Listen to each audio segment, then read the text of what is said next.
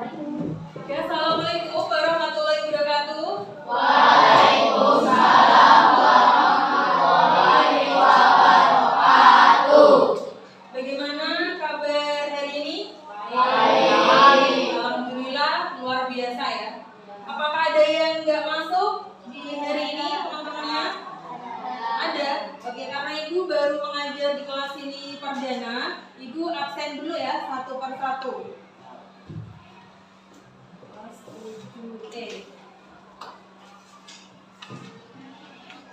Ainur Nur Fadila ingin memberikan sedikit pertanyaan untuk kalian. Yaitu yang pertama, untuk materi kali ini adalah potensi sumber daya alam di Indonesia. Nah, pertanyaan pertama adalah kira-kira apa saja potensi alam yang ada di sekitar tempat tinggal kalian? Ada yang bisa menjawab? Arfan, kira-kira apa potensinya? Nelayan. Terus apa lagi? Petani. Ada lagi? Pedagang. Kalau nelayan itu orangnya ya. Kalau petani itu orangnya Ibu, ya. Kalau pedagang itu orangnya. Berarti kalau nelayan itu benda matinya apa? Objeknya apa? Subjeknya nelayan. Berarti yang dia pakai untuk objeknya yang dia pakai untuk bekerja itu di mana? Nelayan bekerja di mana? Di laut. Ya, berarti potensi yang ada di sekitar kita itu yaitu ada laut. Kemudian yang kedua ada apa lagi tadi kalian sebutkan petani ya. Petani itu subjek. Petani bekerja di mana? Ya, sawah atau pertanian. Sawah atau pertanian itu yang disebut potensi sumber daya alam yang ada di sekitar kita. Nah, kemudian apa lagi? Ada lagi nggak? Yang kalian temui? Atau itu aja? Kalau kalian menjumpai di sekitar Weltekam sebelum laut itu ada PLTU ya? Pernah lihat PLTU? PLTU itu dia menggunakan apa? Bahannya? Bendanya? Ya betul, batu bara. Nah, jadi batu bara itu termasuk apa? Potensi sumber daya alam juga yang ada di sekitar kita. Jadi sudah dipahami ya itu ya. Oke, nanti Ibu berikan krisis ya. Sedikit lagi. Pertanyaan yang kedua sebelum Ibu berikan krisis, kalian sudah bisa menyebutkan potensi sumber daya alam di sekitar kita. Nah, lalu kenapa potensi itu yang kalian sebutkan tadi itu apakah harus dijaga baik-baik oleh kita? Harus atau tidak dijaga? Harus. Apa alasannya? Kenapa harus dijaga? Agar ketersediaan sumber daya alam tetap terjaga. Agar ketersediaan alamnya bebas terjaga. Siapa lagi? Yang lain? Ada lagi? Kenapa perlu dijaga? Agar tidak? Ya betul, itu yang tepat. Supaya tidak cepat habis Ibu potensi kita. Jadi supaya potensi sumber daya alam itu bisa dinikmati sampai dengan generasi yang akan datang. Sekarang ini ada beberapa pertanyaan. Silakan ada yang mau maju ke depan dari sini dulu. Yang laki-laki silakan menjawab pertanyaan. Enggak, ini ada pilihan gandanya nak. Tinggal di kamu pilih yang nomor berapa nanti dipencetkan ya. Di sini masih kena. Gitu, bukan nanti dia pencetkan. Oke. Pilih yang mana? Nanti lihat pertanyaannya dulu ya. Oke, silakan. Bahan tambang yang dipakai untuk menghasilkan listrik. Jadi ini adalah pertanyaan pemantik namanya sebelum Ibu ajarkan materinya. Silakan dipilih yang mana. Bahan tambang yang dipakai untuk menghasilkan listrik adalah dipilih yang mana. Coba kamu tekan yang mana ya. Kamu di sini tekan yang mana. Yang mana? Tekan dulu. Coba. Iya betul ya. Jawabannya adalah batu bara. Oke, sekarang pertanyaan yang kedua. Pertanyaan kedua, silakan. Berikut ini yang termasuk sumber daya alam yang dapat diperbarui. Oke, yang mana? A, B, C, D. Silakan dipilih, ditekan. Yang mana? Ditunjuk, ayo ditunjuk tangannya. Ayo. Yang ditunjuk lagi. Yang mana? Yang ini. Kita lihat. Oke, betul ya.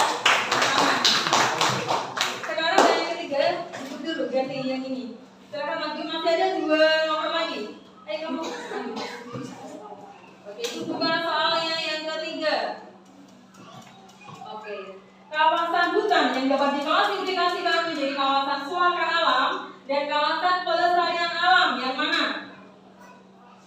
Ayo dipilih. Neneng A, B, C, D. Yang mana?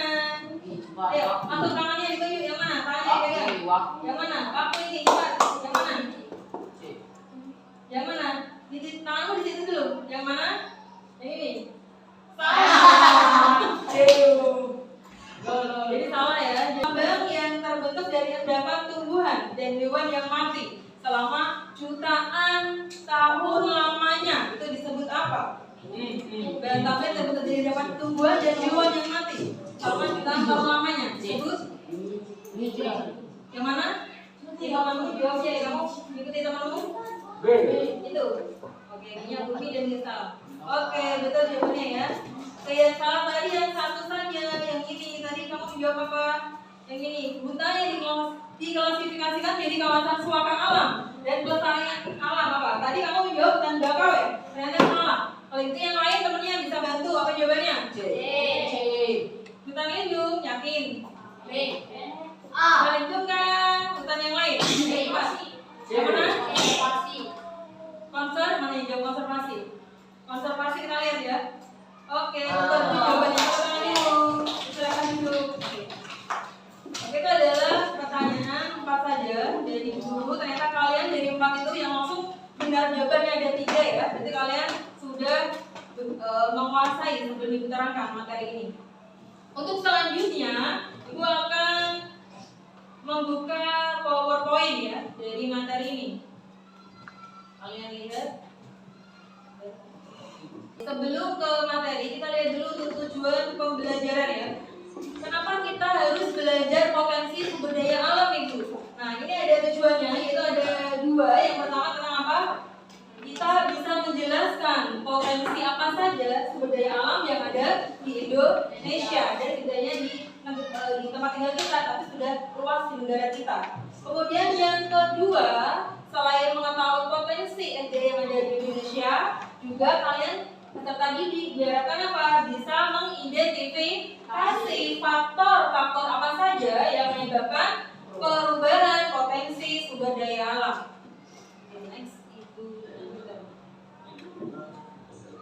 Pengertiannya seperti ini ya. Ada yang mungkin belum paham mengenai SDM apa itu? SDM adalah segala sesuatu yang terdapat di permukaan bumi serta dapat dimanfaatkan oleh manusia untuk memenuhi apa? Kebutuhan hidupnya. Berdasarkan apa? Pelestariannya sumber daya alam dibedakan menjadi 2, yaitu apa? Yaitu sumber daya alam terbarukan dan sumber daya alam yang tidak terbarukan. Kalau terbarukan pengertiannya apa? Sumber daya di mana apabila digunakan terus-menerus maka sumber daya itu tidak akan habis. Nah, sebelum Ibu melanjutkan videonya, bisa memberikan contoh. Contohnya apa yang tidak akan habis itu? Apa? Betul, hutan. Siapa namanya? Siapa? Faisal. Selain Faisal, siapa lagi? Selain hutan, apa lagi? Lautan. Laut, gak akan habis tuh laut itu. Terus apa lagi selain laut? Angin. Apa? Angin. Terus apa lagi? Air. Siapa yang jawab air tadi? Bisa termasuk air ya? Ya sama. Oke, air. Terus siapa lagi? Ada satu lagi yang gak akan cepat habis walaupun berjuta-juta umat yang menggunakan. Panas. Dapatnya panas matahari. Dan yang tidak terbarukan, berarti pengertiannya apa?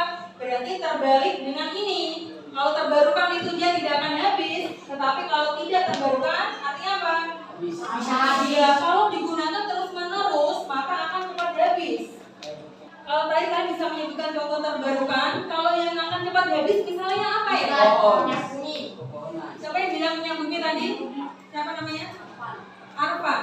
Betul, minyak bumi. Pohon akan masih ada, selama masih ada reboisasi ya. Minyak bumi, terus apa lagi? Emas. Batu bara. Batu bara, terus apa lagi? Emas. Nikel. Tembaga. Terus siapa lagi? Ayo Putri. Ayo, yang akan cepat habis. Gas bumi, itu apa? Sumber daya terbarukan. Lihat matahari.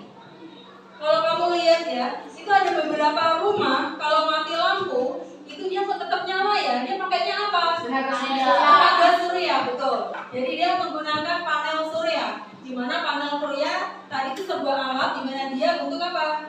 Memanfaatkan sinar ya, sinar matahari. Jadi kalau pas malam mati dia bisa terang ya, nyala sendiri. Kedua, angin. Angin tadi bisa apa?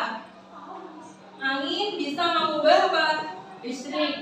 Ya, kincir angin, nggak cuma angin saja, harus ada kincirnya, ya. Harus ada kincir anginnya, kincir angin, di mana dia ada angin datang, kincir angin itu bisa diubah menjadi listrik. Kemudian yang selanjutnya itu ada beberapa ini air ya. Air itu kalau kalian lihat, kalian pernah dengar pembangkit listrik tenaga air atau PLTA ya.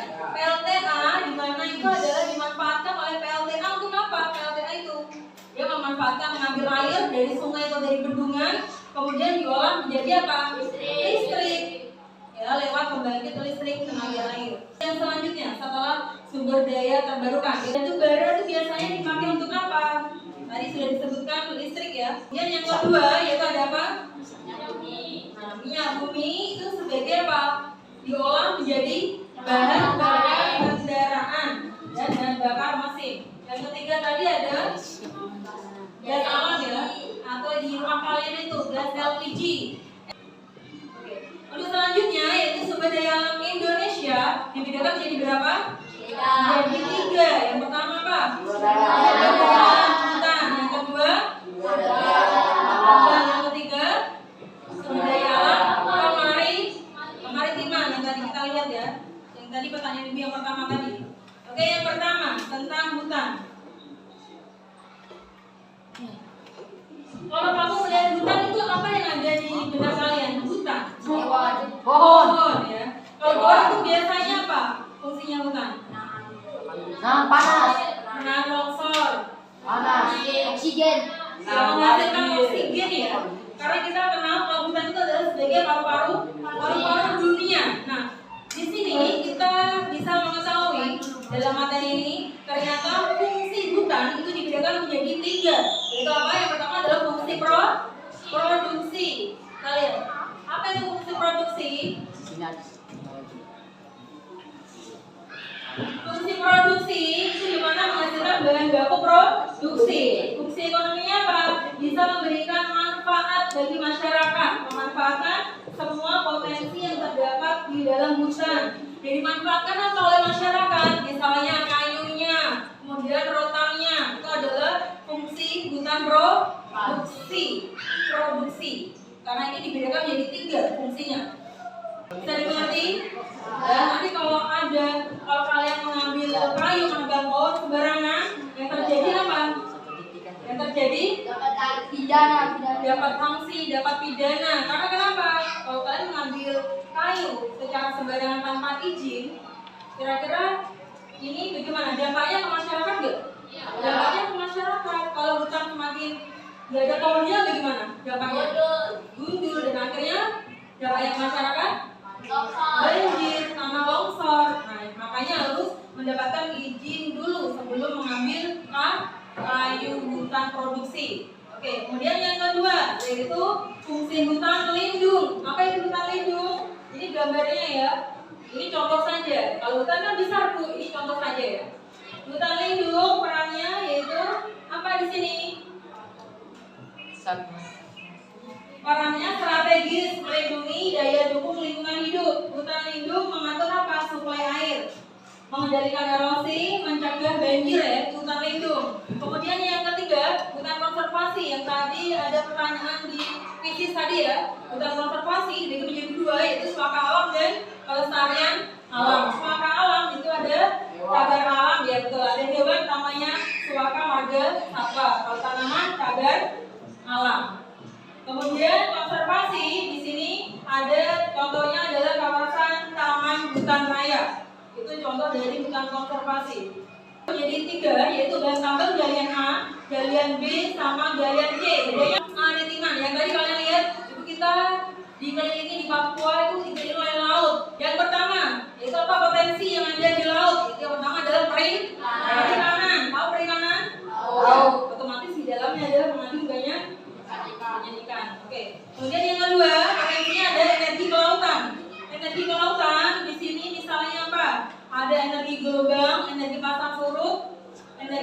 laut. Dan yang ketiga adalah wisata barini yang sering kita pahami, biasanya poin 1 dan poin 3 ya. Ini yang tidak asing ya di kita ya. Yang ketiga itu apa Ibu? Wisata bahari. Kelompoknya Ibu tentukan dari sini. Untuk kelompoknya Ibu hitung aja ya. Ini ada berapa siswa? Ada 24. 24 jadi dibagi 4 kelompok aja. Satu kelompok ada 6. Semua sebagai media.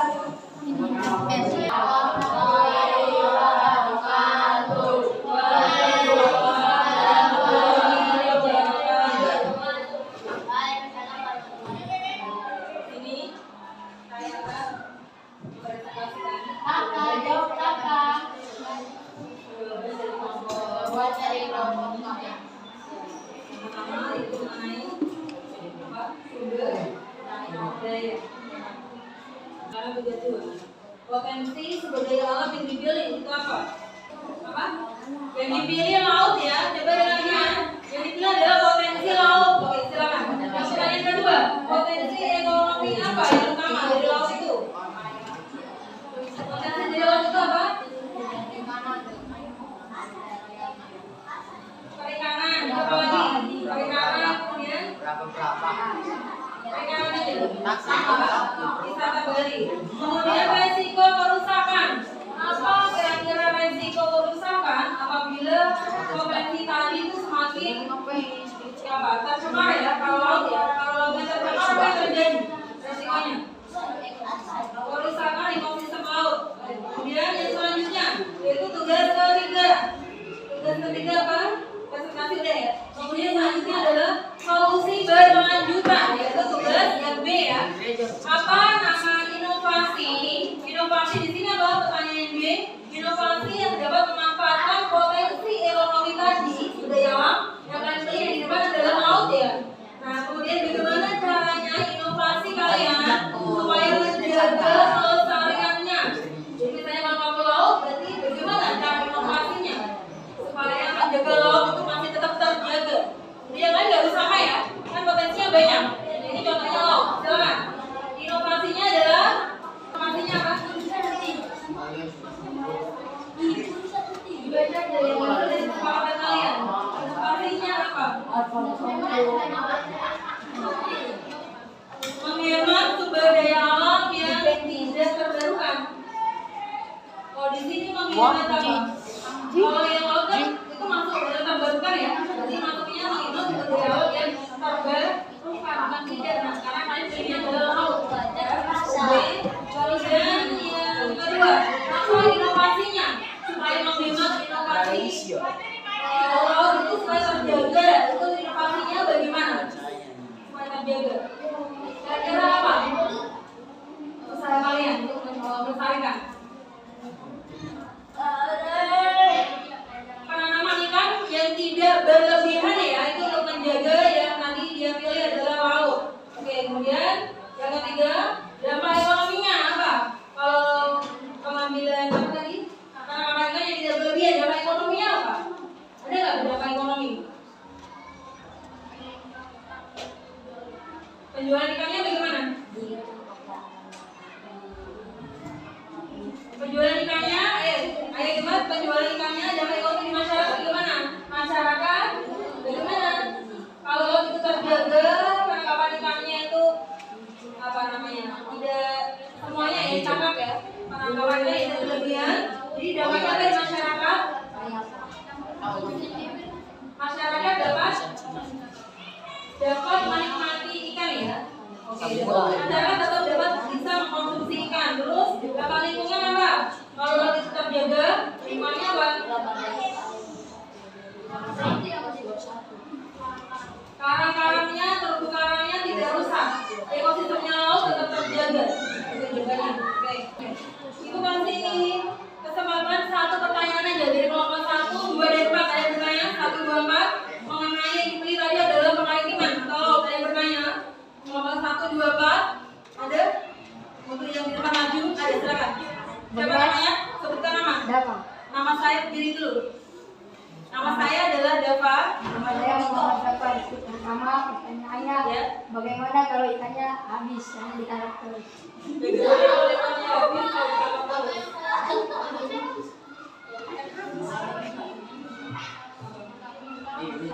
Terumbu karang besar ya. Oke, jadi jawabannya kira-kira tadi pertanyaannya bagaimana kalau ikannya habis? Kira-kira akan habis nggak ikan itu? Pertanyaannya itu aja. Kamu jawab aja. Kira-kira habis. Kamu jawab balik. Oke, kami habis. Bagaimana kalau ikannya itu habis? Ya kan? Jadi kamu jawab balik. Apakah kemungkinan ikan itu Siap pula. habis? Foto kan ada.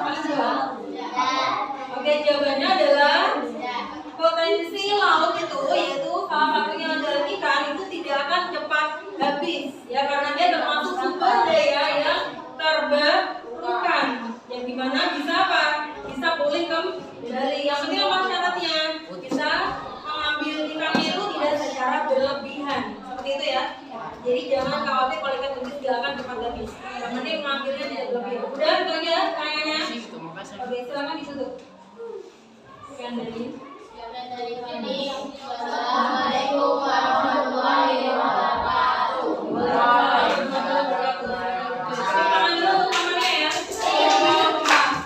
Pelajari materi yang tadi, potensi ekonomi sumber daya alam Indonesia. Jadi intinya bagaimana?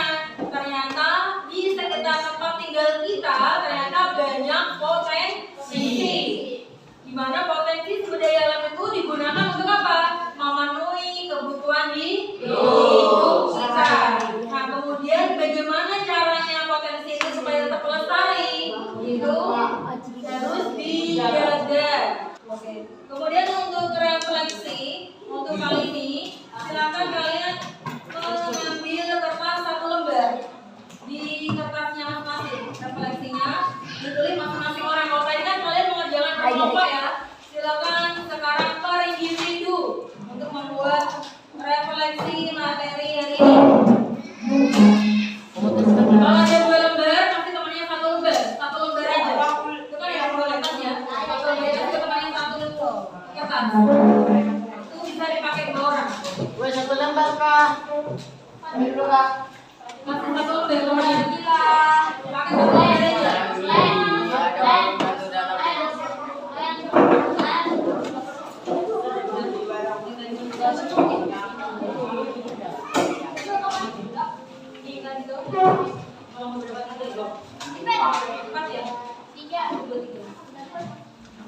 Oke, refleksi hari ini mengerjakannya individu ada 2 pertanyaan aja. Yang pertama, udah ditulis nama individunya. Kalau tadi kalian mengerjakan berkelompok, sekarang refleksi itu harus dikerjakan individu. Ditulis nama individu, sudah? Nama individu sama apa? Setuju. Sudah dapat kertas semua? Oke, 2 soal saja belajar dari. Yang pertama, Tunggu Bu.